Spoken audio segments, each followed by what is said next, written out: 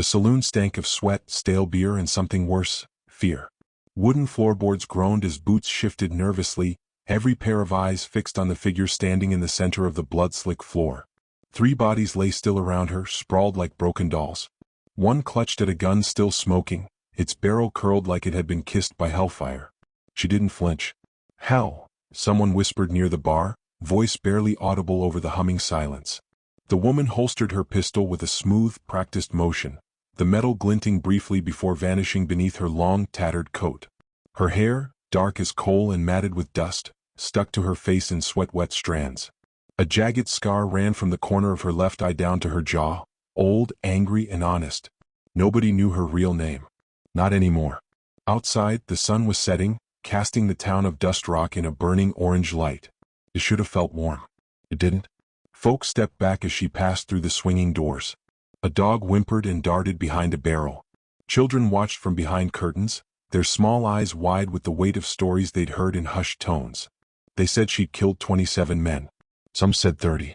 One old drunk claimed he'd seen her shoot a man through the eye while riding a horse at full gallop. She never corrected them. Truth had a way of losing its value in places like this. She walked slowly, deliberately, her boots crunching gravel as she headed for her horse tethered by the watering trough.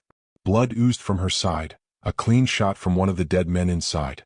Her hand pressed against it with casual disdain, like it was a nuisance more than a wound. No one offered help. That was the thing about hell. She didn't ask, and folks had learned not to offer. She rode hard into the desert, chasing the horizon, the wound leaking warmth into the fabric of her shirt. The wind howled like a coyote as twilight settled, cooling the sand but not the pain. She knew someone would follow. They always did. This time it wasn't the law. It was worse, bounty hunters. And not the decent kind. These were the kind who tied knots with men's tongues and left them hanging to dry. She needed distance, quiet. She needed cover. By midnight, she reached the edge of the high valley, where the land turned strange and wild. Trees reared up like watchmen, thick and twisted, sheltering whatever lay beyond. A storm rolled low across the sky, silent and heavy, threatening to spill. She nudged her horse forward, teeth clenched tight against the pain. That's when the world tilted. One second she was riding, the next she was falling. Her horse shrieked and bolted. The ground slammed into her like a wall, and then, blackness. Not the kind you sleep in. The kind you crawl through, lost and alone.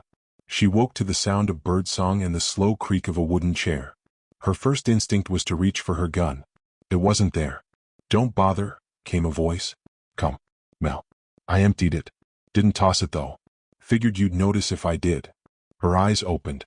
Sunlight filtered through the slats of a small window.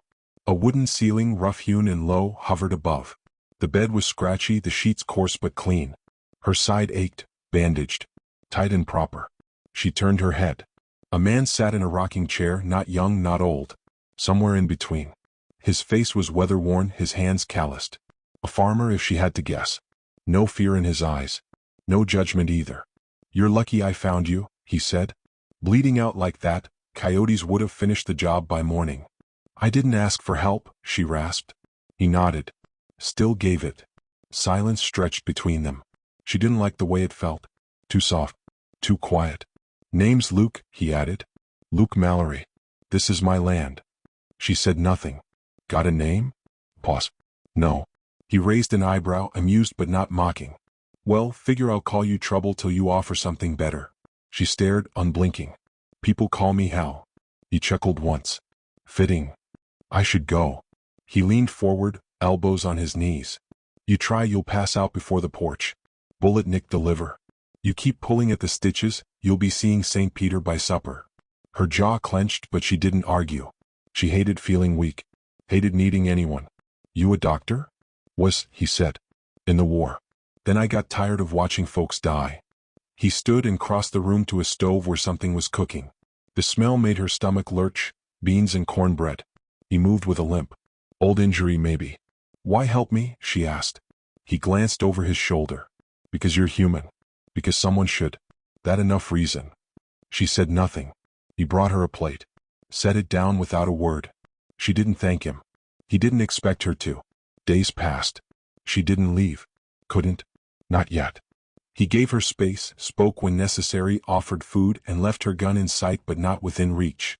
She began to observe him, the rhythm of his days, how he rose before dawn, fed the chickens, watered the crops. He moved like someone who'd chosen peace after knowing war. She couldn't remember the last time she'd been in one place more than 2 nights. Couldn't recall a face that looked at her without fear or desire. Luke did neither. He treated her like something familiar, something normal. One morning she limped to the porch where he was sipping coffee. The air was crisp, birds chirping somewhere out in the orchard. "You always this quiet?" she asked. He smirked. "You always this mouthy?" That almost drew a smile from her. Almost. They sat in silence a while. She looked at his fields, neat rows of corn, orderly and hopeful. The contrast was jarring. She all edges and fire. Him roots and calm. "You know who I am," she said finally. "Don't you?" He nodded. "Heard stories. Enough to know most folks get the tale wrong. I've killed people." He didn't flinch. "So have I." That silenced her. "War makes murder look like duty," he said, voice low. "You don't get to come home clean. But you do get to choose who you are after." She looked away. The wind tugged at her coat. The scar on her cheek itched. "Sometimes," she murmured, "it feels like I was born wrong. Like all I know how to do is survive." He didn't try to fix her. Didn't say it wasn't true. Instead he said, "Surviving's the first step. Living comes later." She didn't speak again that morning. But that night, when she lay awake staring at the wooden ceiling, she thought about his words. And for the first time in years she didn't dream of fire and blood. She dreamt of cornfields. The following day she helped feed the chickens. Badly. They scattered at her approach, flapping and screaming like she was the devil herself. Luke laughed. She scowled. But she didn't stop. Later she practiced walking without limping. Then she practiced drawing her gun left-handed, just in case. Luke watched from the porch, saying nothing. In town they'd be whispering by now. Someone always talked. Word traveled fast. And soon someone would come looking. But for now, for this fleeting slice of breath, she had quiet. And someone who didn't flinch when she looked at him. She wasn't sure what scared her more, the threat of the world outside, or the comfort she felt here. As dusk painted the fields gold and crimson, she sat on the porch beside Luke, sharing coffee. She glanced sideways. "You always take in strays?" He smiled faintly. "Just the dangerous ones." She looked away, but her lips twitched just for a second. In the distance, a storm rolled low and slow across the horizon. Trouble was coming. They both knew it. But not tonight. Tonight, the girl they called hell didn't feel like burning. She felt almost human. Luke Mallory had always been a quiet man. The kind who let the wind do most of the talking, who counted time by sunrises and harvests rather than clocks and calendars.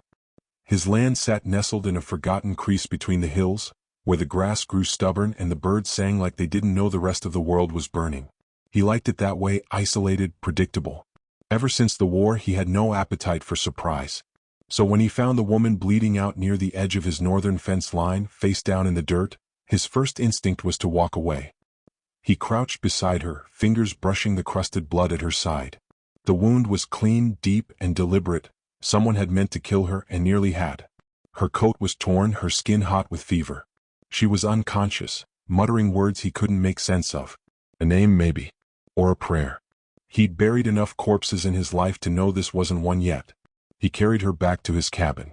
She was heavier than she looked, muscle and grit packed into something shaped like fragility but built like iron. Inside he cleaned the wound, worked in silence, steady hands doing what they remembered. He didn't ask who she was. Didn't search her pockets. Just stitched her up and waited. Now, a week later, she was pacing across his yard like a caged wolf, barefoot and scowling, clutching a tin cup of weak coffee like it was poison. Her limp had improved, but her temper hadn't. "You got chickens?" she said, eyeing the henhouse as if it might attack her. "I do," Luke replied, leaning on the porch rail. "They noisy. They lay eggs." She looked at him. Not smiling. Not anything. Just watching. Assessing. She did that a lot.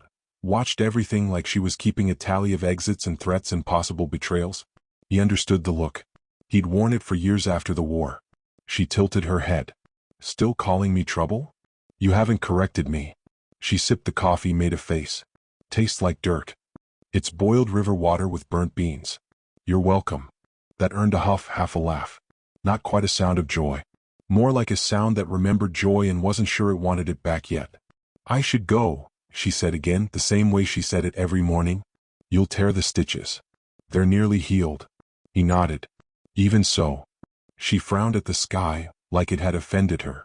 Don't like feeling safe. Makes me twitchy. That's the point of safety. Gives your twitch somewhere to rest. She sat down heavily on the porch steps, looking out at the field. The corn was rising row upon row, green against the dirt. To her, it looked like order pretending not to rot. She couldn't imagine putting seeds in the ground and trusting something good would come out. How long you been out here? She asked. Since the war. She nodded slowly. You kill men? Yes. He didn't lie. That was something she respected. He asked, you? She looked at her hands. Plenty. Silence settled between them, not awkward but heavy. Like shared weight neither of them needed to explain. He watched her fingers, how they twitched slightly when still for too long. Reflexes maybe. Or ghosts. He had his own. He didn't ask about hers. One afternoon he found her in the barn, wrestling with a milk bucket and one very uncooperative cow. She cursed like a bandit with a stubbed toe, nearly upended the bucket twice, and the cow looked personally offended by her presence. Luke leaned on the frame of the door, watching. You know, he said dryly, you're meant to sit next to it, not challenge it to a duel. She shot him a look sharp enough to skin a coyote. It kicked me. Because you're milking it like it owes you money. She gave up and slumped onto a bale of hay, panting from exertion and ego. I've robbed trains easier than this. Luke walked over, crouched beside the cow, and began the rhythmic pull of milking. Smooth. Gentle. You have to respect it, he said. Even a damn cow knows when someone's too angry to trust. She watched his hands, the patience in them. The ease. What if all I've got is angry? She asked. He didn't look up. Then maybe it's time to learn something else.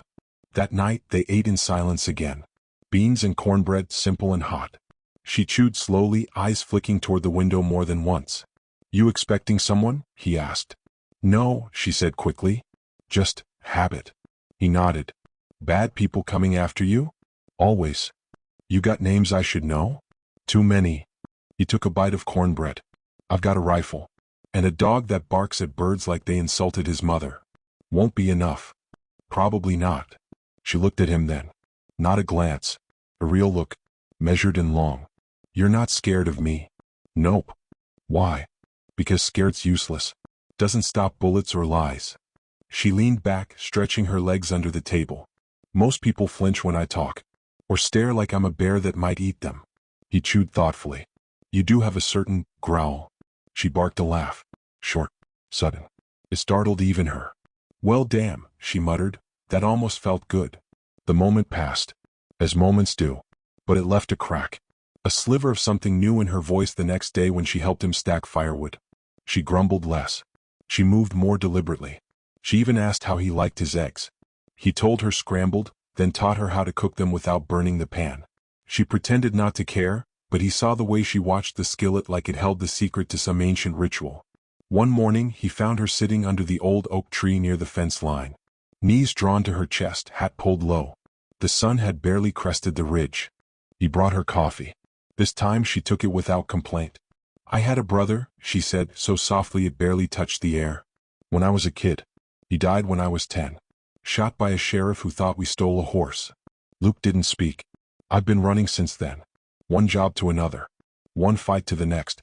Learned early, kill first, cry later. You ever get to the crying part? She shook her head. Not once. He sat beside her, letting the breeze talk for a while. You don't look like a killer, she said. And you don't look like someone who'd save a man from drowning. But here we are. She didn't answer. But her hand drifted closer to his. Not touching. Just close enough to know the space between them was shrinking. Later that day, while repairing a broken fence post, he watched her from across the field. She held a hammer awkwardly but refused help.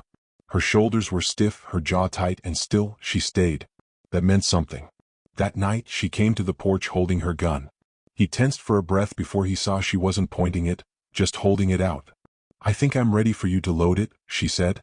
He took it carefully, checked it, reloaded it with steady hands, and handed it back. You trust me now? He asked. Not entirely, she said, slipping the revolver into her belt. But I trust you more than I trust the dark. The next morning she didn't mention leaving. She helped with the animals, poured water for the garden, and even smiled once when the dog jumped on her boots. That night, as they watched lightning dance along the far edge of the hills, she said, I know they'll come for me. I know. You should make me leave. I won't. You might die. He looked at her, quiet and certain. So might you. For once she didn't argue. In the dark, as the storm rolled in, she stayed on the porch a little longer than usual. The night air smelled like rain and pine. Her fingers curled around the mug, warm in her hands. She said, "You ever think the world could be different than it is?" Luke didn't answer right away. Just leaned back in his chair and said, "Maybe. But first, you've got to believe you deserve that kind of world." She stared out across the field. Then nodded once, slowly. The storm broke. Thunder cracked. And still she didn't flinch. The knock came just after dawn. 3 raps, sharp, deliberate, not neighborly. Luke paused mid-swing with his axe, the log half split beneath him. The morning mist still clung to the fields like a breath held too long. Birds went quiet. Even the dog stopped barking. She stood on the porch, gun in hand, not pointing it yet. Her body was taut, head tilted toward the sound like an animal scenting a trap. "You expecting anyone?" she asked, voice low. "No," Luke answered. "Not in years." She stepped off the porch slowly, every muscle alert. The second knock came louder now. Not urgent, entitled. Luke moved beside her, rifle cradled in one hand. He looked at her, waiting. She nodded once. He opened the door. A man stood there, tall and coiled like a whip, dust on his boots and a scar through one eyebrow that never quite healed right. Behind him were 2 others, less distinct but armed, sharp-eyed. Not drifters. Not townsfolk. Professionals. "Morning," the tall one said, lifting his hat politely. "We're looking for someone. Thought maybe you could help." Luke didn't invite them in. "Who?" he asked, voice neutral. The man's smile was slow and humorless. "Name don't matter much. Goes by Hell in most places. Wanted for some unpleasant business down in Dead Ridge. And Tomball. And about 5 other towns I won't bore you with." Beside Luke she didn't move. But her fingers twitched on the grip of her gun. "I ain't seen anyone like that," Luke said. The man's eyes drifted to her, lingering too long. "You sure? Woman fits the description awful close." Luke didn't look away. "You calling me a liar?" "No, sir. Just calling you curious." She stepped forward then, gun up, leveled with precision that suggested years of making others regret seeing her first. "You're standing on private land," she said. "Might want to step off before the dirt under your boots remembers what blood tastes like." The man held up his hands, not scared, amused. "Now, there's the voice I remember." One of the others twitched, reaching for something. "Don't," Luke warned, raising his rifle. "You reach and none of you leave." The standoff held for a breath, long and brittle. Then the tall one dropped his hand, smiling like he knew something they didn't. "We'll be nearby," he said. "You can't hide fire forever." They turned and left, quiet as wolves, disappearing into the trees. She didn't lower her gun until long after they were gone. Luke didn't speak. Inside she paced. Her body couldn't settle, each movement tighter than the last. "I knew this would happen," she muttered. "I stayed too long. Got comfortable. Stupid." "You're not stupid," Luke said. "I am. I should have been gone days ago." "You're hurt," he said, leaning against the wall. "Still healing." "Doesn't matter," she snapped. "They'll come back. Next time with more guns and less patience." He nodded slowly. "Then we prepare." She looked at him like he'd grown another head. "You don't owe me this." "I know. You could die. So could you." She paced again, mouth tight. "I've brought hell to your doorstep, Luke." "You didn't bring it," he said. "It followed you." She sat heavily at the table, pressing her palms into her eyes. "I've run from them so long I forgot what standing felt like." He sat across from her, voice quiet. "Then maybe it's time you remembered." They spent the day readying the farm like a war front. Luke set traps along the narrow paths, reinforced the barn doors, loaded every round he had. She walked the property like she was memorizing it for a final fight, marking sniper points, escape routes, fallback positions. He watched her work, focused, ruthless, efficient. But there was something underneath now, a thread of hesitation she tried to hide. She wasn't afraid to die. She was afraid he might. As twilight stretched across the fields, she stood near the fence line, wind tugging at her coat. He came beside her, handing her a flask. She took a drink, coughed. "God, what is that?" "Whiskey that forgot how to be whiskey." She handed it back with a grimace. "Burns like the truth." He chuckled once, soft. "They're not just bounty hunters," she said finally. "They're cleaners. Men who erase problems. Quietly. Without paperwork. I figured. They'll come at night. They always do. I'll be ready. She looked at him. What? Why not turn me in, save yourself the trouble? He didn't answer right away. Then simply, because I see you. That silenced her more than a gun ever could. The night came heavy and slow. No stars. Just dark and waiting. They didn't sleep. Around midnight, the first shot shattered the stillness. The dog barked, then whimpered. She was already moving, crouched behind the window frame, gun raised. They're flanking, she said. Luke took position near the barn, rifle steady. Another shot rang out. A bullet splintered the porch rail. She returned fire. The sound echoed like thunder over the hills. Movement to the left. She turned, fired once. A scream. Then nothing. Two more, she said. Luke nodded. Barn roof. He moved without hesitation, climbing the ladder they'd placed earlier. He lay prone, eyes scanning the tree line. When he saw the flash of a muzzle, he didn't wait, he fired. One down. She covered the ground near the house, keeping the attackers pinned. Fast, precise shots, never wasting bullets. Her breath was steady. Her mind calm. This was the world she knew. And yet, something had shifted. This time, she wasn't just surviving for herself. Another shot, close. She ducked, then rolled. Fired. The second man staggered, then dropped. Only one left. The silence stretched again. Then a crash. Wood splintering. The back door. Too fast. She turned too late. The tall one burst in, gun aimed. Smiling. Knew I'd find you, he said. Guess you win, she said, raising her hands. He didn't lower his weapon. I always do. But he didn't see Luke behind him. The rifle cracked once. The man's body dropped, face still wearing that smug grin. She stared at it, not moving. Then, slowly she exhaled. Luke lowered the rifle, stepped around the body. Still think you should have left? She shook her head. No. Outside, dawn was beginning to smear the sky in shades of bruised blue. They buried the bodies before sunrise. Quietly. Without words. The ground took them without protest. When the last mound was covered, she looked at Luke, dirt on her hands, sweat in her hair. I told you I'd bring blood.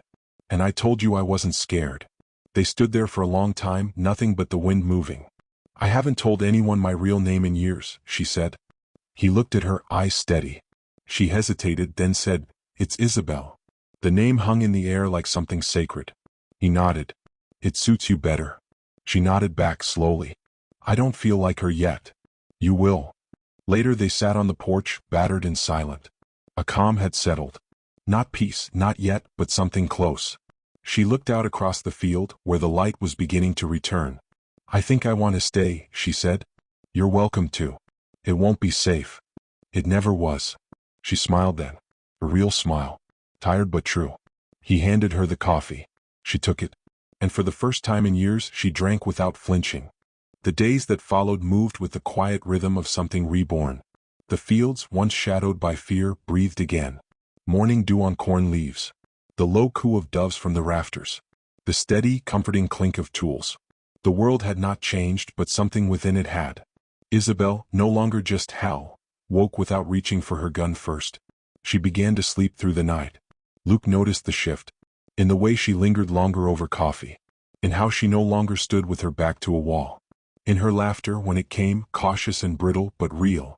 Still, there were days she drifted, eyes distant, fingers twitching on an empty holster. Ghosts did not fade easily. They lingered in silences and dreams. One afternoon, as they repaired a section of fencing near the East Ridge, Isabel paused, hammer in hand, looking out toward the hills. They're not done, she said. Luke didn't have to ask who she met. He'd known it too.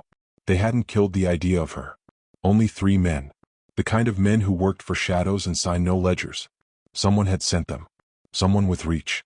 Someone who would not accept failure. How soon? He asked. Soon enough, she said. When they realized those 3 never came back. He nodded. Then we finish this fence and keep our eyes open. She smirked. You really are the most stubborn man I've ever met. I've had practice. Later that week the signs came. Tracks near the orchard, too fresh, too deliberate. A broken twig near the henhouse snapped at shoulder height.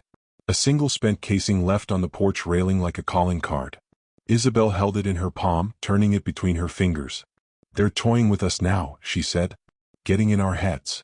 Luke took it from her and tossed it into the fire. Then let's make sure they regret getting close. They made preparations again, this time with the grim patience of people who had already buried the cost once. They reinforced the barn from within, moved supplies underground, marked every window and door with lines of sight and fallback zones. Isabel stashed weapons across the property like breadcrumbs for war. Then they waited. It came in the form of silence. No thunder, no warning. Just the stillness before something terrible. Isabel woke in the middle of the night with the certainty of a hunted animal. Her heart wasn't racing. No panic, just instinct honed sharp by years on the run.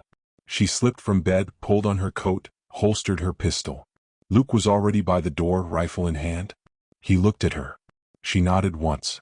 Then the barn exploded.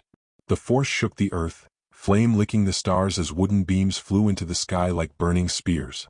The animal screamed, panicked, scattering into the dark. Fire lit up the yard in violent gold, and from the treeline came figures, 4, 5, maybe more, moving fast, weapons drawn. Luke opened fire, clean and measured. Isabel sprinted for cover behind the overturned cart, returning shots with surgical precision. Bullets slammed into the dirt, into wood, into the walls of the cabin. One tore through her sleeve. Another grazed her thigh. She didn't stop. Left side. Luke shouted. She dropped one man with a single shot through the neck, then rolled to cover behind a barrel. They were better trained this time. Smarter. More organized. And they wanted her alive. Isabel knew it in the way they flanked, trying to push her into the open. Knew it by the net one of them carried. Knew it by the voice that called from the darkness. Isabel Grant, the voice rang out. Come. Commanding. You're done running. They want you breathing. I can't promise intact. She froze. The voice wasn't unfamiliar. It belonged to Captain Dane Mercer. Ex-military. Cold as iron, clean as a scalpel. A man who'd once trained her, then betrayed her. She stepped into view. Gun aimed. Mercer, she called. Didn't think you'd dirty your boots for me. He stepped forward, tall and lean, flanked by 2 more mercenaries. You've been a headache for powerful people, he said. They want closure. Closure's a fancy word for execution. He smiled. Not if you surrender now. They want you humbled. Luke took aim from behind the water trough, his rifle barrel steady. Isabel held up a hand. Not yet. This isn't about justice, she said. This is cleanup. I know too much. You were never supposed to survive Tomball, Mercer said. We gave you an out. You call betrayal an out? He shrugged. A choice then. She narrowed her eyes. You taught me how to kill. Now you want to see if you did a good job. Mercer chuckled. I already know you did. Then everything moved at once. Isabel dropped, fired, rolled. Luke shot 2 in quick succession, their bodies thudding to the ground. Mercer dove for cover, barking orders. She moved like a storm, grace in violence, precision in chaos. A blade in the dark. One man tackled her from behind. She drove her elbow into his throat, then flipped him over her shoulder. His neck cracked on impact. A gun cocked behind her. She spun. Too slow. Mercer had her dead to rights. End of the line, he said. Then Luke fired. Mercer's shoulder exploded in a bloom of red. He screamed, spun, dropped his weapon. Isabel didn't hesitate. She grabbed her fallen pistol and closed the distance, pressing it to his forehead. He sneered. Do it. She held the gun steady. That's what you'd expect. Then she dropped her arm. Mercer blinked, confused. You don't get to die easy, she said. You're going back. And you're going to tell them, I'm not running anymore. I'm not afraid. And if they want me, they better bring an army. Luke walked over, rifle lowered. Mercer was groaning, blood soaking his shirt. I patched this land from the ground up, Luke said. She helped me plant peace in a place that forgot it could grow. You came here with fire. Now leave with the ashes. They tied Mercer. Left him at the edge of the property with a horse and just enough water. At dawn, they stood together, watching the smoldering remains of the barn. I like that barn, Luke muttered. She laughed. We'll build a better one. You planning on staying? She turned to him, quiet for a moment. I used to think I was made of fire. But maybe I was just looking for someone who wasn't afraid of being burned. He touched her face gently. You're not fire anymore, Isabel.